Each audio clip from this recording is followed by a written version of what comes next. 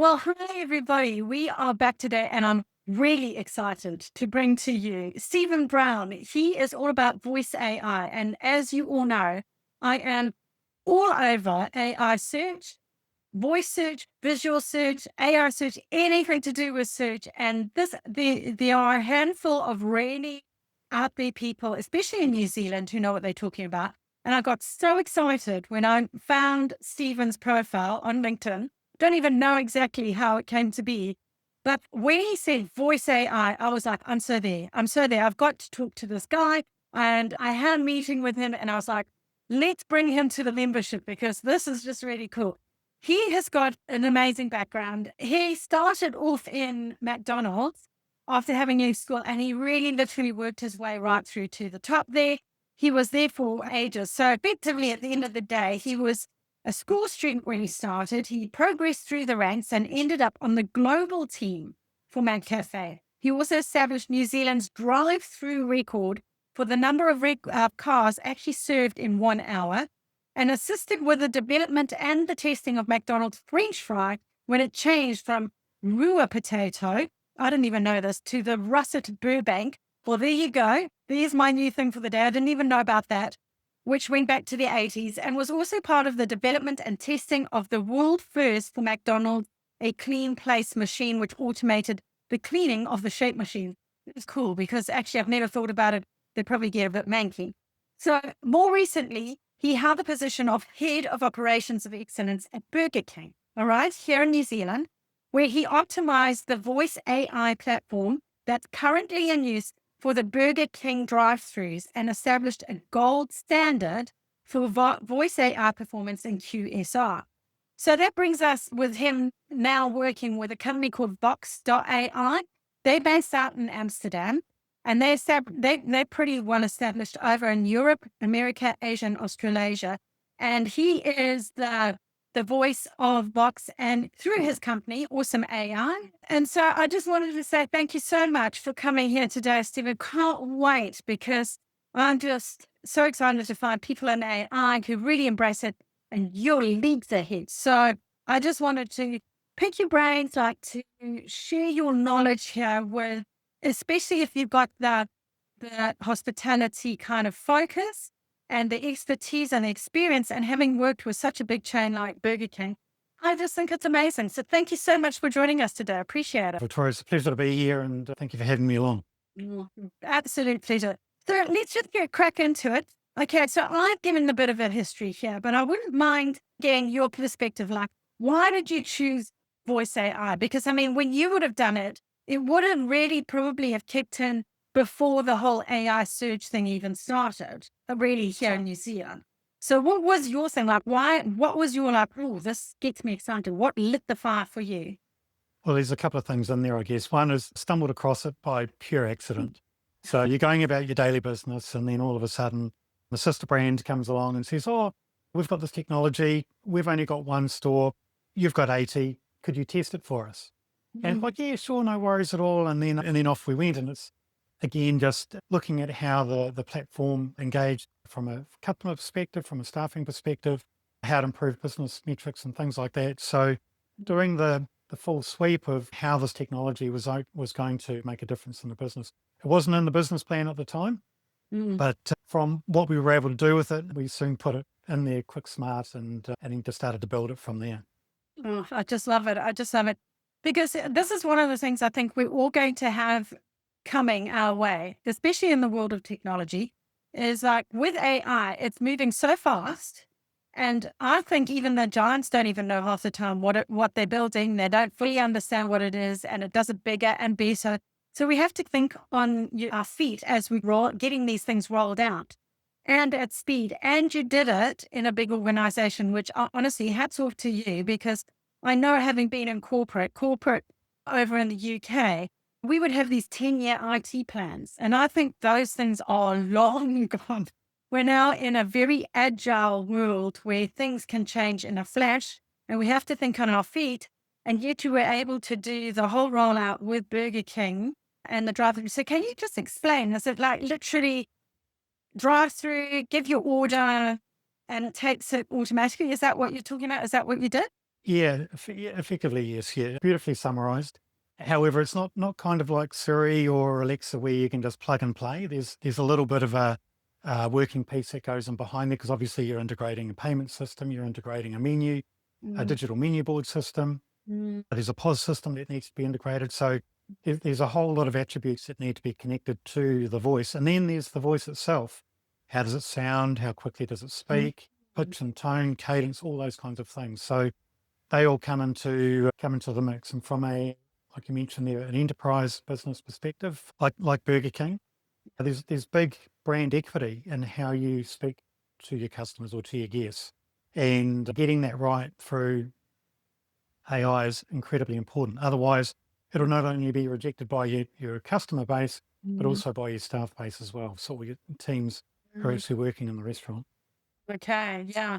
Now, I remember when we were connecting before, you were saying that the adoption side really has to be on both staff level as well as technological. Can you speak to that a bit more, please? Oh, most definitely. So a couple of things were in that. When we introduced the technology into the restaurant, I actually took a look around the globe as to how it was being done in other countries and other markets, and it was quite embarrassing. The videos that were being sent to me from all over the globe, and some of them you just couldn't watch to the end because it was actually such an appalling experience.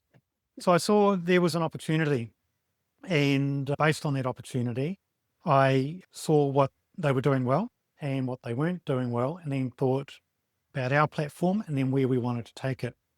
So, Mhm. from a setup perspective, there's that technical piece. I talked about the integrations before. That piece pretty much plug and play. So, from a perspective of get an API organized, put it to work, and then away you go. But for the customer side, originally we had an American voice, and it's like you're listening to it and it's, that's not kind of Kiwi. It is. We're alienating our customer base. So the head of marketing, Leanne Smith, and myself, we stepped into our little telephone booths at the office and we recorded or cloned our voice. So that way we were able to put more of a Kiwi spin into the voice and into the dialogue when speaking with customers. Once we'd done that, we were then needing to talk to our team members and how we were going to do that and the difference that we would make. Because as we've spoken about before, the narrative out there in community, it's going to take my job, it's going to make me redundant. There's a lot of fear associated with it. Mhm. And my personal position around voice, just to share that, is around voice AI is to support human performance, not Mm, replace it. yeah. And so in the restaurant, to take that approach, what I looked at is I humanized the platform. So we looked at it as a digital team member. And that's how we basically introduced it into the business. So we gave the digital team member, we gave it a name. We called it Paddy, identified as he, she. And that was put forward by the marketing manager for Burger King. It was absolute genius move. And so we had two styles of voices. We had mine in some restaurants and we had Leanne's in some restaurants. And we just went on from there. And that also personalized it for the team members. They could go, oh, nothing to see here. And so they knew it was my voice, they knew it was Leanne. So there was a little bit of an affinity there. And Mhm. then it was just they got on and did what they needed to do, knowing that this platform was going to support them with taking orders and dealing with some really grumpy customers that would come in and give them a bit of a hard day. So they felt a bit relieved about that. Okay. So is it actually your voice now? Like if we do a drive through in Burger King, we'd hear you. Yeah, I'm pretty sure though. I'm not sure the mix that they've gone to. Like you should hear. Like I think the Andy Bay restaurant in Dunedin, Like, that was me originally. So whether they've uh, changed it out to Leanne, I'm not sure. But okay. but yeah, you'll find me Fantastic. potentially there and in some sites further North Yeah. Island. And I love how I mean, it's no different really if you think about it. Like ChatGPT, this is one of I call it the vanilla effect with writing. So many people, I think the percentage is that 30% of people who try ChatGPT put it back down again because they keep getting this vanilla result. And it's the generic prompts. They just go and write me an article. Well, you have to understand this was written by tech heads. They weren't written by marketing gurus, and they weren't written by Kiwis or Mm. Wawa South Africans, wherever it is that you're actually from. So you actually have to train it to understand your voice and use prompts that it understands so that you get the best results, that it actually sounds like you. And I love that. I'm ready. So really just to recap what you've just said there, you actually had three components of that rollout. One was addressing how customer adoption would take it. You had the infrastructure side as well, obviously, actually taking the orders, how the voice AI ties in with actual infrastructure and payments itself. And then you had how the staff were going to adopt it. So you Mm. had three sort of modules really there that you had to consolidate in order for it to be successful. So is this throughout the whole of New Zealand? Is this? It's a slow burn as far as rollout goes. So I believe the plan was that when restaurants were being refurbed or built, then Oh, the platform would be brought into the business. The perfect. area managers, district managers, they raved about it.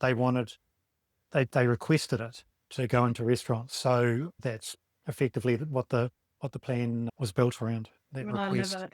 So it's primarily for drive-through that you were addressing. This is for drive-through only, yeah, Yeah. for dual lane, single lane adoption in the restaurant, yeah. Cool. So, like, one of the things could you actually use it for? Like, if you're not a big chain, for example, can you give me examples of how you would use what you're implementing and giving advice and consulting around? Mm. That would Yeah, be. for sure. Mm, So there's a number of attributes that voice AI can be used for. We're already familiar with the Siris and the Alexas and how mm, that sort of works around the home. From a mm, commercial perspective, you can be booking restaurant tables with it. mm. You can be taking over the phone orders with it. So you don't have to have a call center taking calls. You can actually have a voice AI platform doing that for you. And again, if you want to have a brand flavor or feel, then your voice AI can take that on. So that becomes part of your branding component as well. And then there's what's happening, which is in the space of the telephone or the cell phone, Mhm. where online ordering can be just talking to your phone and from there putting through what it is and how it is that you want your order to be taken. And that's obviously through engaging with an app that's related to that business so that orders can be taken effectively and then pushed through to the restaurant for processing. So this, folks, just to take a little side step here, this is one of the reasons I really wanted to talk to Stephen today, because I'm all about how you get found in AI search and visual search, image search. I mean, voice search is going to be massive. I keep hammering this home, and I know I sound like a stuck record, but if you really think about it, you pick up your phone and this is how it's already starting. Mm. But you're driving and you go, I'm feeling hungry. Where's the closest restaurant that has gluten-free food? And I can reserve the table right now within the next half hour, and I'll just go park the car. And then the order has gone through and I can just go in, or I can go drive through and pick it up. That's what's coming. We haven't got the technology. And this is the bit that I really loved about Stephen, was that I do that first bit, but we've got to hand over to someone who can fulfill that process, who can actually build in that infrastructure that will sustain taking the order. So it's one thing having the app, but where does that order then go to? And that order then has to go to the kitchen, doesn't it? And it's got to be the right order in the right kitchen with the right information being sucked out about availability. If it's a table, have they got tables? Have they not? So integrating it on the back end so that it's a seamless start to finish customer journey is really which is why I got really excited, because this is what Stephen's all about. So I do the first half and he does the second half aside of things. And having had the experience and success, I was just like, guru, I'm just over the moon. So the Siri, Alexa, I just did a presentation for those who weren't a part of that recently, and it was all about Alexa even in hotels. So you talk to your Alexa and it will take the order. So most people just think of it being tied in with what the hotel's actually got. It actually steps outside of that. It actually is activities, etc., etc. But one of the things is food. Like, book me a restaurant that's down the road. So if the Alexa has been trained to tie in with your restaurant, your bar, your whatever it is that you've got, then Stephen's got the capacity to then be able to be in that space to take that order, if that makes sense. So it's just breaking down those little steps of where does the customer go next, and having that both from a search perspective, but infrastructure and fulfillment perspective as well. And that's, I think it's amazing what you're doing. So this is really great, on the cutting edge. So just in terms of voice AI and AI search, I mean, I keep saying, yeah, look, it's big, it's coming. People don't realize. Genuinely, what's your take? Because I say it all the time, but I'd like to know from your point of view. Yeah, so I'd encourage you to keep being that broken record. If you can keep the cadence Okay, and then. pace up, or maybe get an AI agent to do it on your To do behalf. it, yeah. Phone yourself, do something like that. From a New Zealand, from a Kiwi perspective, this is really important going into the future. And in America, like I've already seen, there's a coffee chain over there that already has voice integrated into their ordering platform.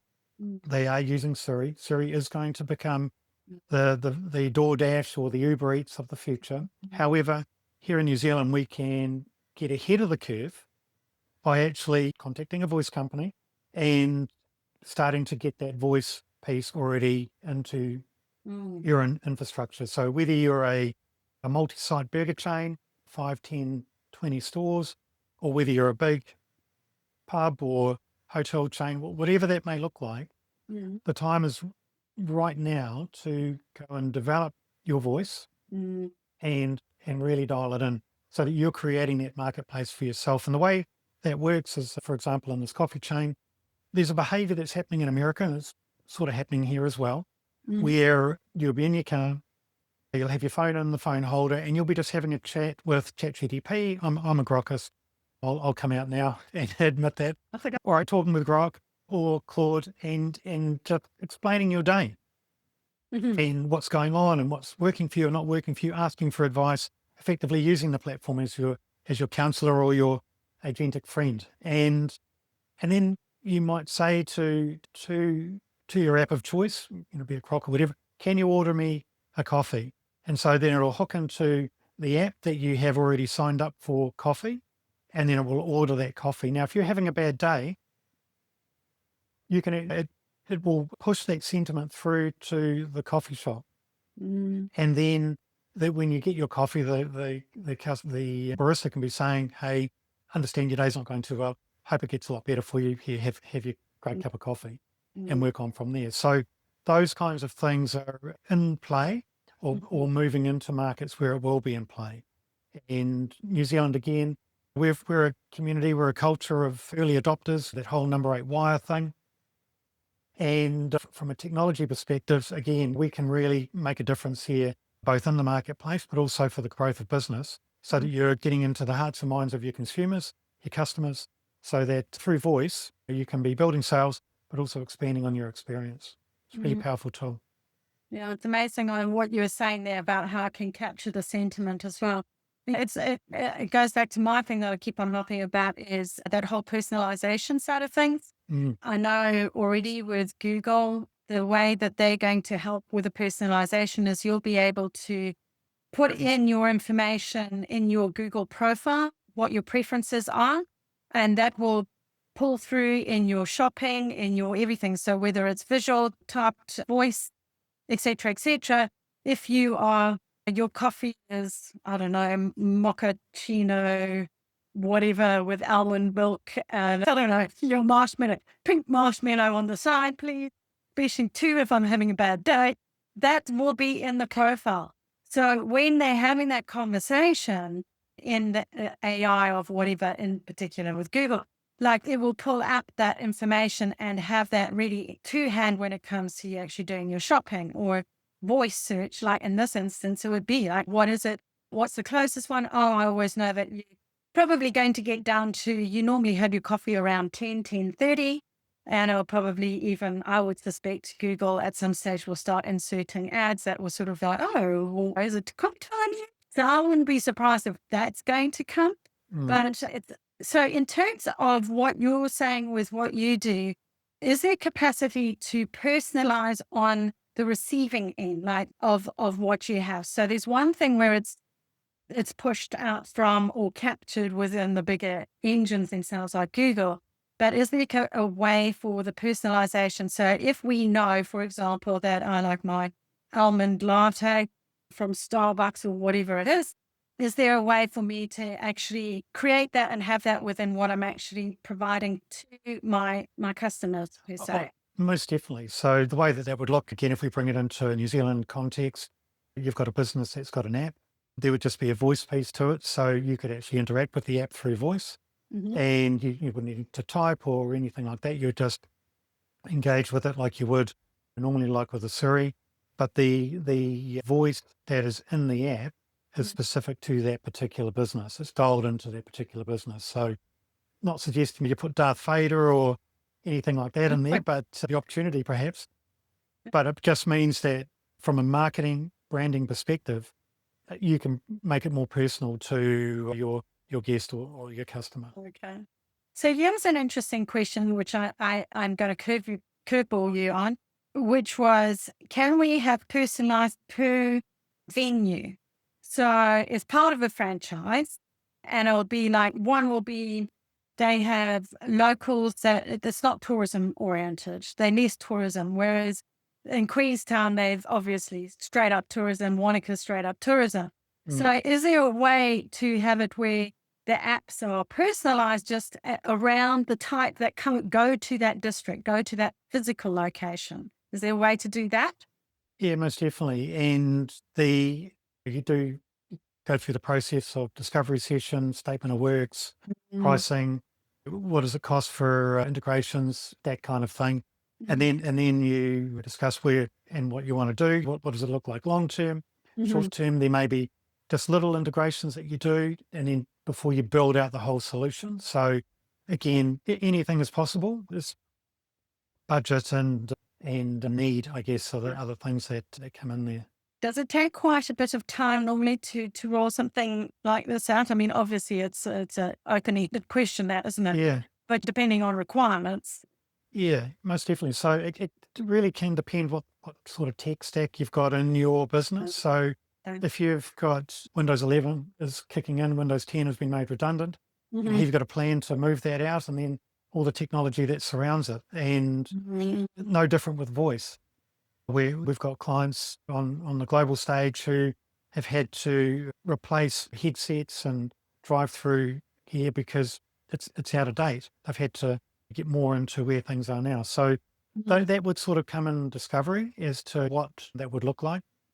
And then that might be a piece first that the business gets their infrastructure tidied up first. And then in the background or even parallel to that happening, their voice AI platform is being put together and integrations built and things like that.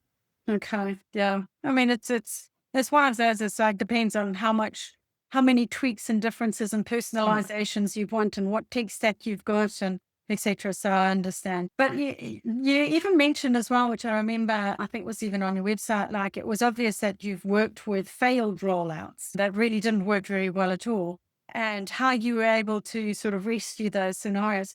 Are you able to speak to that at all, please? Yeah. So the way that looks is, I mean, you don't know what you don't know.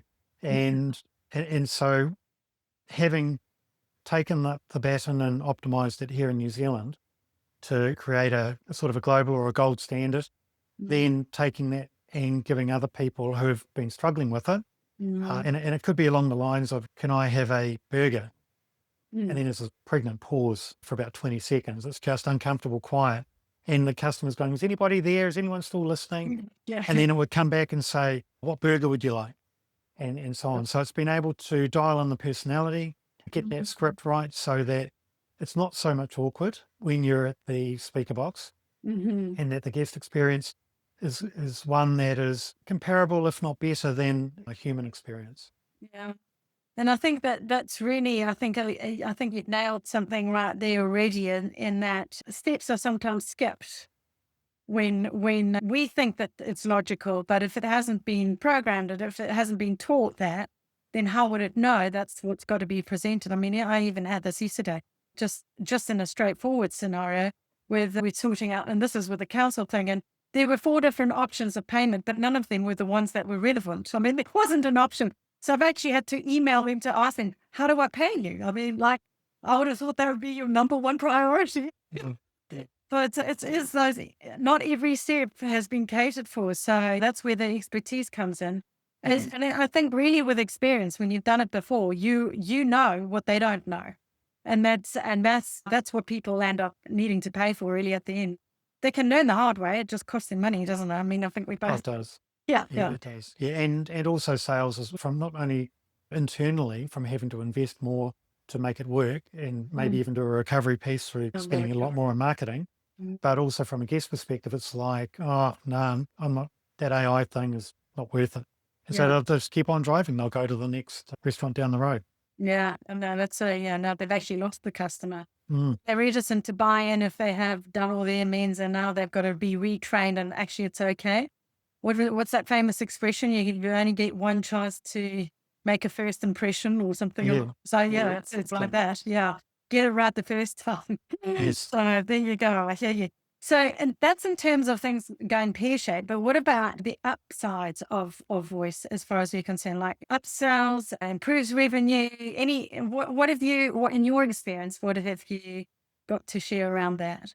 Yes. I guess this is where where I sort of geek out a little bit, because when I could see when I saw the power of what the platform could do, when you got a few of those little attributes correct, Mm. then you could sort of kind of 10x your experience. So, I mean, if you were to picture in your mind's eye driving into a drive-through, it's 7 o'clock at night, it's dark, it's winter, it's cold, it's wet, it's rainy, not too dissimilar to what we've got here in Auckland at the moment. And you've got a order taker who's been order taking for the last 6.5, 7 hours. Mm. And so human Wow. performance for the first hour is kind of like, yeah, this is all cool, this is all great, I'm fresh in. But by the time you get to that 6.5, 7 hour mark, or even sooner, things like upsell, suggestive sell, tone of voice, everything just drops. And Mm. the greeting time also extends. Funny, I was in Punta North over the weekend and went to local McDonald's there, and I timed it, it was 58 seconds before they came and said, hey, can we take your order?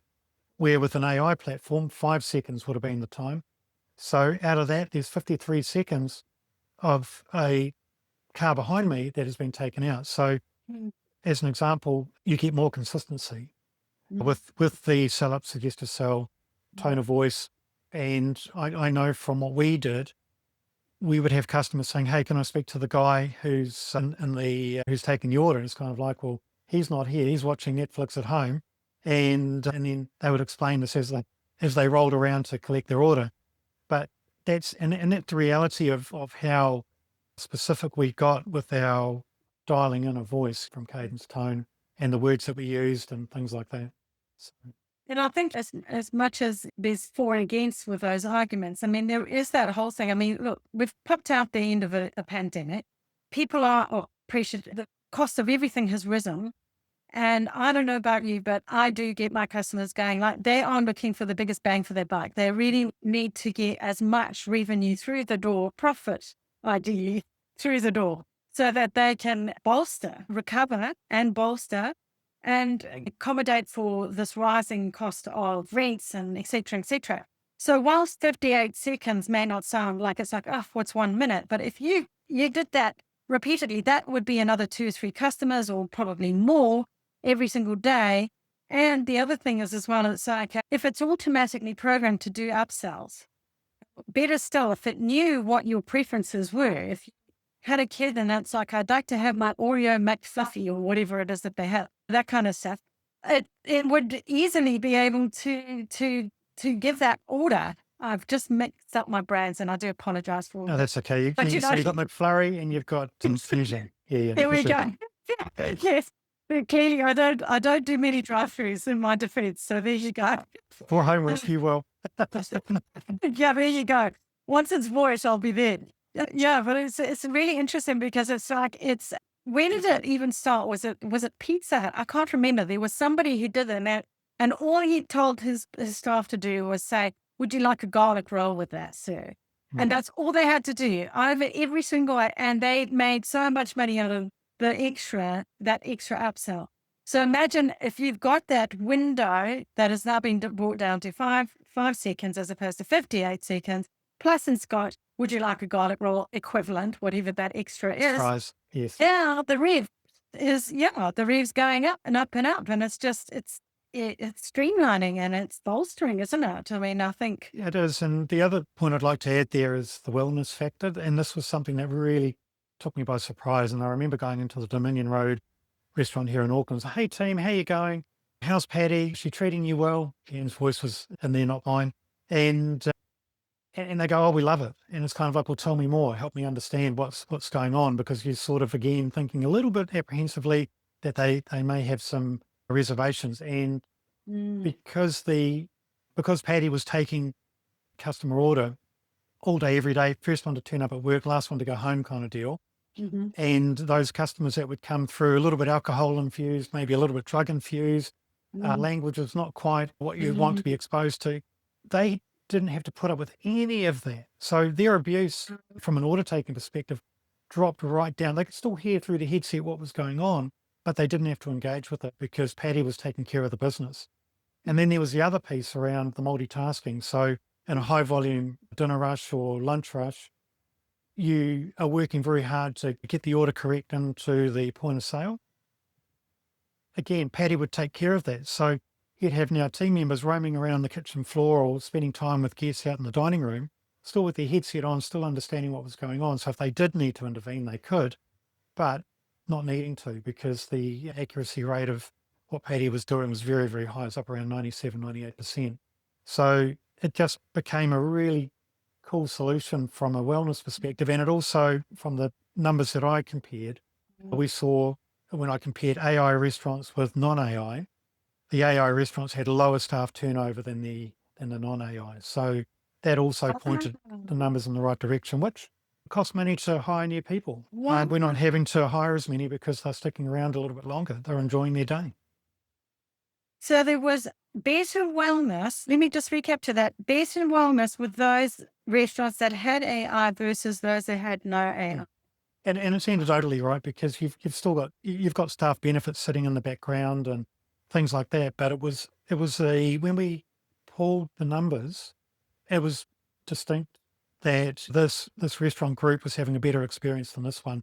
And then you marry it with you going in there and you're going for team member sentiment and understanding how they are working in with the technology, and you put those factors together. It's kind of like, wow, they are actually enjoying what they're doing. There's a certain level of calm in here. There's no frantic stress or situation going on. And they use the word, it's not as stressful anymore. So it's go, Patty, you're doing your job. It's brilliant. Yeah, not stressful anymore. I love that because actually I was holding a boot camp, was it yesterday, day before yesterday, and one of the ladies was there. Yeah, very fearful. Oh, I'm worried about it taking my job. And it's like, I often say, it's like a man walking with a stick that can support the person, or you can use the stick to beat the man or other people, whatever the case might be. I am not about the beating. It is all about the supporting. And how I like to use it is to take the grind with our desk.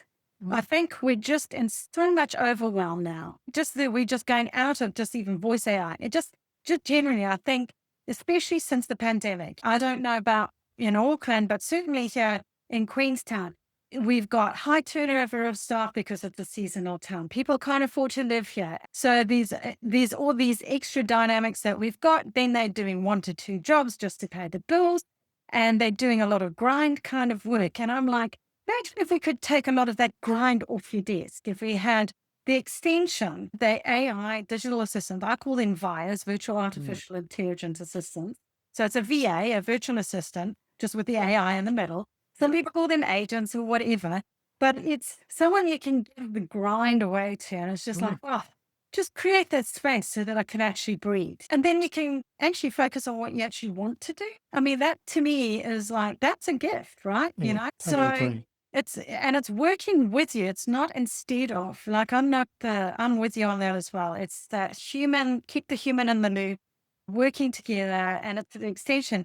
And I mean, that's an amazing stat right there. It's just that you actually had less staff turnover. I mean, that's remarkable. And that's proof right there, you see. And done the right way, this will make a really positive difference. So, and I love that. That's amazing. Thank you for sharing that. I didn't know that. So, okay. So in terms of Vox AI, can you speak to that? Because that's the technology that you work with quite a bit with the guys Mm. out of Amsterdam. I just wanted to get my head around, like, why them? Why did you choose them over, I mean, there are other solutions. Yes. And that, oh, I mean, why Vox? Yeah, so I met Vox earlier on this year in Las Vegas, and they were in the Startup Alley, and I was over there doing some consulting work for the AI platform that was, or that is in Burger King here in New Zealand. Mhm. And there were a number of players actually in Startup Alley, and these guys, I sort of, if I was to do a commentary on the market, these are the guys to watch out for. Keep an eye on them because they've solved some problems in voice AI that other companies have not been able to solve. Oh, right. And the way that they did it was just remarkable. And I'm going, okay, you guys are sort of the SpaceX of voice AI was kind of how I was describing them. Okay. And then I learned some more about them, did some due diligence around the background of what they've done in the past and things like that, history and so on and so forth. And then the opportunity came to support them with their workflow going into and their deployments going into Europe, Great Britain, and also America. So and Australia as well. So that was a great opportunity, and I feel quite privileged to be working with the team and being on the team to help them get to where they need to go. But they have a very unique approach to technology, and Mm. they are so customer focused. It's insane. And from a perspective that we're building this for the customer so that they can get better result over here, and we're building this so they can get better result over here. So just hearts in the right place, Mhm. frictionless experience. It's just really cool. Good bunch of guys. Cool. So, like you said, there were some points of difference that made you go, "Wow, they're onto it. They're the spacings." Can you tell me like an example? Give me an example of maybe like what went. Oh yeah, uh, Yeah. I have that done with whoever else it is. Yeah, totally. So one of the big things about voice AI is latency. And Okay. that is when I talk to the platform in a Yeah. little speaker box, how long will it take how long will it take for the voice AI to respond? Yes. And if it's 8 seconds or 10 seconds, that is an awkward period of silence to actually Yes. sit through. Yes. And if you're in a hurry, that is not good for business. As a business owner, it's like, that's not good. No. You're going to cost me customers, you're going to cost me sales. Right. And what happened is Vox solved that problem. They got it down to like 500ths of a millisecond. Oh, And it's kind of like, that is insane wow. and such great work because it's not an easy thing to solve, but they cracked the code and then they've brought it to market, and now everybody's who they're engaging with is reaping the benefit of that technological win. Isn't it so crazy? I mean, when you think about it, you think it's so small. Like, really, Mm, is that such a big issue? But really, it is. If you're sitting in the car and you're going, is anyone there? Like, mm, did you get that? And then now you've lost confidence. I'm already thinking, okay, did you get the order right in the first place? Now I'm going to have to ask you again, did you get that right? mm. And then wait another 10 seconds to see. It is. It's like, yeah, you think twice, wouldn't you? And what's impressive to me about that is that they have managed to do that on an international level, irrespective, I'm assuming, of net connections and et cetera, et cetera. So, wow, I find that's incredible. So, yeah, okay, I love it. Okay, so have you, just out of curiosity, in New Zealand, have you encountered any issues around AI adoption during the actual rollouts? Like what was a challenging sort of thing, and you went, oh, okay, we've got to get over that. Like, and how did you overcome that? I think my New Zealand experience has been related to the Burger King example and a couple of other corporate retail businesses. So their thing was around, we need it. Okay. It's part of our strategy. Now, how do we make this happen? And Mm. their their take on it from a management perspective is it's the future. We've got to be starting to address that need now. And then it's bringing their team members along with them. So one of the companies I worked with, they brought their team, they included their team in the meeting so that they could understand what the dev work was going to be, Mm. what the roadmap was going to be, timeframes, where they needed to be engaged, where they needed to be giving feedback, all those kinds of things, where they needed to be doing the testing. be making sure that things worked as they needed to. No. So that was how they worked. This is a very high performing business, by the way. So they already had those kind of team measures in place around engagement and being solution focused and things like that. So adoption wasn't that difficult. We just had to explain what that looked like, and then they could roll into it. And it's like, okay, cool, we get it. And it just becomes paint by numbers as you follow that roadmap through. Where with others, it's kind of like, and this is a bit of a challenge around the globe from my experience, is that with enterprise businesses like your McDonald's and your BKs and those big SaaS businesses, they have departments that don't talk to each other. They work in silos or they work in isolation. And then that becomes a really big issue. So one of the big points for me in Ops Excellence is to bring those departments together in discovery meetings so that they understand right from the get-go what it is that's about to happen, and then also that they get included in that solution so that their feedback can be taken into account, and then the AI platform or the model can then be made with a fuller scope of works in place rather than just one department or one person's point of view. It makes a big difference. One of the things, I mean, you're really echoing something that I say as well on a regular, another broken record that I say. And that is, I see that AI really needs to come from the top down rather than the bottom up, or even midway. I often find that in the medium size, small to medium, it's palmed off to whoever, for example, AI marketing club. So the word marketing gets siphoned off to marketing. But really, AI is, and I play this clip quite often in my presentations and my keynotes, about people like Jeff Bezos and Zuckerberg and all the big guys saying it's going to be in everything that we do. And I don't know if you know about the Airbnb. Chensky's just said now that he is going AI first, which for those who don't know, basically means that it's centered. The whole business is going to be centered around AI itself and working out. It's going to be in absolutely everything. So it's not just a bolt-on solution. It's not for just one little segment of the business. You wouldn't give an IT person, I don't know, a CEO, right? So you wouldn't give the CEO like someone who does, I don't know, the software or the marketing or whatever, and get them to come up with solutions. It's a collaborative, integrated whole structure. And it's like, who does what it's a cog in the wheel. And then you've got all the cogs. So you've got to get all those cogs all working together smoothly. So that, and if you can get that right from the start, your rollout's going to be a lot easier, isn't it? I mean, it's just. It is. And choosing the correct partner as well. Like there are examples around the globe that I've seen, and it's like, you guys actually shouldn't be trading because you're promoting a V8 engine, but you've only got 2 cylinders under the hood. And that's a really untidy, irresponsible way of doing business, in my opinion. And so choosing the right partner, but you're exactly right. Get the strategy bolted down first, the strategy, then the security piece that goes in there as well.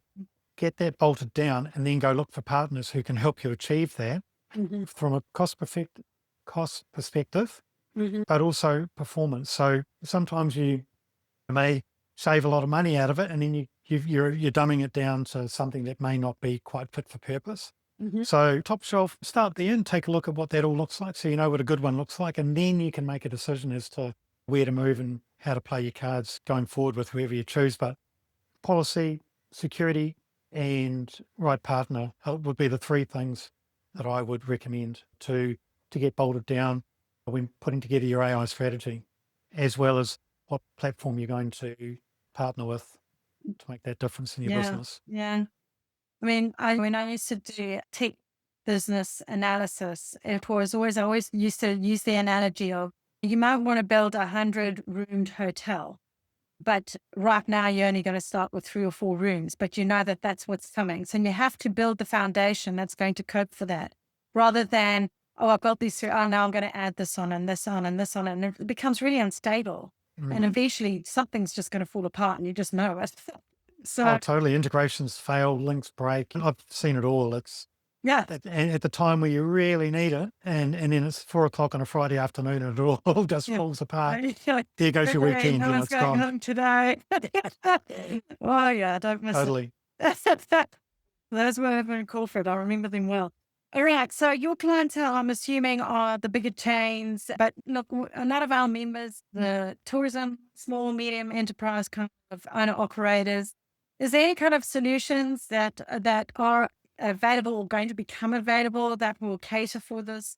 Because obviously you've dealt with the sizes of like Burger King, and of course not everybody's Burger King, and they don't have the budget of Burger King. So, what can you provide, or what advice can you give for those that sector that maybe can't afford that level? Yeah. I'd say let's start with conversations. So you can either go through my website and book time through there, or you can email me at steve@vox.ai and have a conversation, see what you want to do, how you want to do it. The voice AI landscape has changed significantly, even in the last 6 months. Mm. It's been like I've been doing this for 18 months now, and the last 6 months has even seen more. We've seen Grok take over as far as the AI against GTP, and voice AI is no different. And when you put it into the landscape that this is the future marketplace, then it's even going to be even more exponential. So let's start with the conversation. We work with some very small players on the global scene. They've got 1 to 4 units, but this is New Zealand, and let's see what can be stitched together or whether the timing is right, whatever that looks like. But it just starts with a conversation first to sort of understand what you want to get and where you want to go with your Mm, platform. yeah. That'd be great. Fantastic. Yeah, because that is, you've just hit another point there as well, which is everything's moving so fast. It's Mm, the fastest ever adopted technology. And with all the apps and everything that's coming out, and with the giants and fighting each other, I mean, that's why I have people joining me, because it's like, it's overwhelmed city just trying to go through who's doing what with who and who's better than who today. And just keeping on top of it was amazing, let mm, alone implementing it. And that's a yes, whole different thing as well. So that is one of the reasons I do love the small medium, is that you're lighter, you're faster, use it to your advantage, you're a lot more agile. There's a serious benefit in that. And then it's the likes of darling Steve, who's going to have to keep on top of, if you're using him for rollouts or whatever, incorporating what those new things are. So whoever you're using, obviously be aware that it's not like the old days of, I remember in the UK, we would have an IT rollout for the next 10 years. mm, Those days are gone. Fuck. I'd hate to be in that environment now, because how you can even predict the next 6 months, I don't know. mm, So it's going to be, you have to think on your feet, you have to be agile. Otherwise, you're going to lose traction. I mean, there's no way. exactly right. And this is where strategy comes in. Get that strategy dialed in. So at Yeah. least you've got a plan that you can work to. And then based on that plan, you can just pivot according. If Mhm. technology changes, you just take this piece out, replace it with this piece, boom, you're done. But it's sitting down with your executive teams or senior managers and having just have the conversation, even if it's just over a beer, cup of coffee, start Mhm. the conversation. And even if it's just jotted down loosely on a piece of paper, we've got connections to people who can frame that up for you and give you key insights as to, where you can drive that strategy and the partners that you can bring in to make it come to life. So, but it's that, where do you want to go? And then the Mhm. how comes a little bit later on with Oh, your I need. love that. I love that. Effectively, it's like I always say, having not very, very, like, you can have a specific goal, but it's loose on how you get there. Mm, Because it's exactly. like something better could come along, and we got to use that if we need to. So Yeah. And it's, a, and yeah. a lot of business these days are desperate for solutions, desperate for answers, Mm. and they haven't taken the time to sit down and think it through. They've got, oh, I'm going to grab that, I'm going to grab that, I'm going to grab. Don't know what it's going to do, how it's going to Mm. grow my business, but I Mm. just hear it's a good thing, so I'm going to go do it. And then and it's like putting a ladder up against the wrong wall. It's like, oh, Mm. wrong wall, Mm. pull it down, go to the next wall. But Mm. sitting down and strategically thinking about what it is and how it is and where you want to go can make that journey so much more easier, because Mm. you become a little bit more dialed in as to the partners that you're going to choose to work with and the people that you bring alongside you that will make a difference in your business, rather than marketing hype and, oh, I can do this, can do that. Mm. It's getting those right people on your team to make that difference. Well, it's much easier to make those decisions when you know where you're going. But you've got to know where you're going. Mm. How do you know where you're From going to get there if you don't even know where you're going, right? exactly. It's just like, Yeah, it's you, and quite often you'd be surprised. A lot of people can't give you a clear answer. So being clear on that in the beginning is half the challenge. that's Once you've right. got that, then it's like, how do you get there? That's where we come in. It's like my thing is like screening all the apps, which app is best for what Mm. purpose, and why you would use, say, Claude is better for writing. Whereas if you want to do imagery, then my go-to is Midjourney, or it could be Flux. But, and it's like, but there's so many tools. And Mm. it's like you could pick up something really cheap and easy, or you think it's going to be easy, and then you've wasted your time and money and wasted time. So I love it and love what you do. So I'm just going to recap here then. So I've learned some amazing things here. What I really loved, really popped out for me was just how AI has helped rather than being instead of the human. It's definitely as well as, like, I loved how it actually improved the wellness.